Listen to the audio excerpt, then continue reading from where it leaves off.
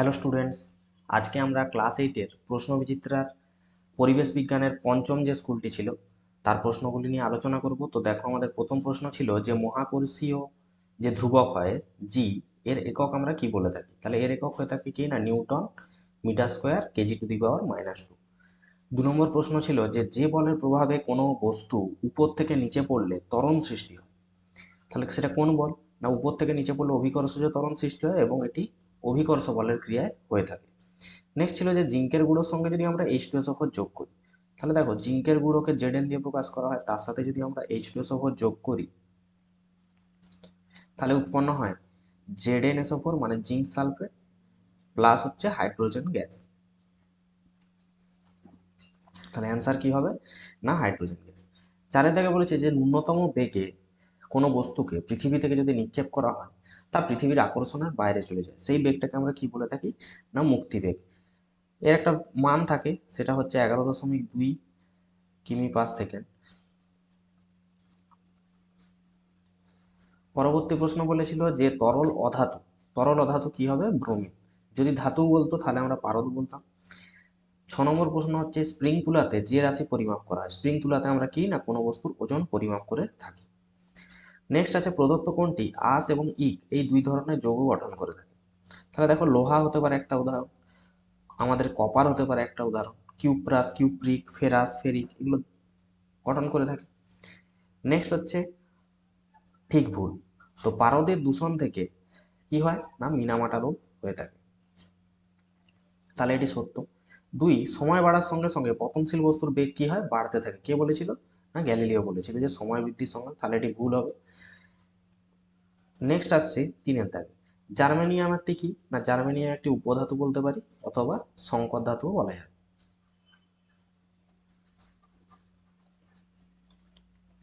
Next হচ্ছে 7n14, 7n14 মানে nitrogen এবং 6c14 কার্বন। তো এটা কি পরস্পরের? তো দেখো, প্রত্যেকের প্রোটন সংখ্যা বা পরমাণু ক্রমাঙ্ক একজনের 7 এবং একজনের 6, কিন্তু দুজনের ভর সংখ্যাই দেখো 14। আর আমরা জানি যে ভর সংখ্যা যখন সমান হয় তখন তাকে আমরা বলে থাকি আইসোবার, এবং এই পরমাণু ক্রমাঙ্ক যদি সমান হতো আমরা এটা বলতাম আইসোটোপ, এবং নিউট্রন সংখ্যা সমান হলে আইসোটোন বলে থাকি।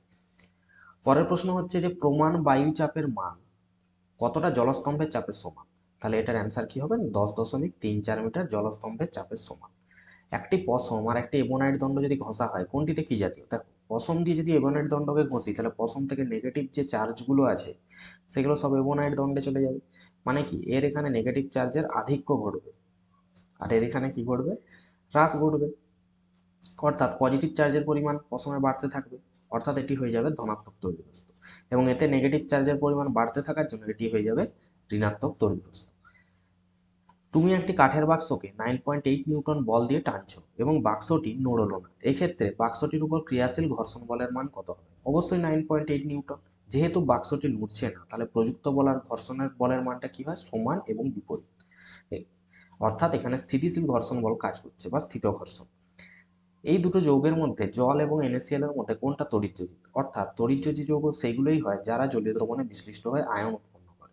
তাহলে NaCl বা সাধারণ লবণ যেটাকে আমরা বলে থাকি সোডিয়াম ক্লোরাইড, জলীয় দ্রবণে বিশ্লিষ্ট Na+Cl- আয়ন দেয়। নেক্সট হচ্ছে, তাহলে এখানে অ্যান্সার কি হবে না, NaCl হচ্ছে একটি আয়নীয় যৌগ। নেক্সট হচ্ছে ম্যাগনেসিয়াম, তার 12টি প্রোটন ইলেকট্রন পরমাণু ক্রমাঙ্ক এবং 24 যদি ভর সংখ্যা হয়, নিউট্রন সংখ্যা পেতে গেলে কি করতে হবে, ভর সংখ্যা থেকে পারমাণবিক সংখ্যা যদি আমরা মাইনাস করি, তাহলে 24 থেকে 12 বিয়োগ করলে অ্যান্সার হবে কত না, 12। অ্যালুমিনিয়াম অক্সাইড কি না, এটা একটা উভধর্মী অক্সাইড, জিঙ্ক অক্সাইড উভধর্মী অক্সাইড, তাহলে এর সংকেত হয় Al2O3 এবং ক্যালসিয়াম ফসফেটের সংকেত হয়ে থাকে Ca3PO4 এর হোল 2।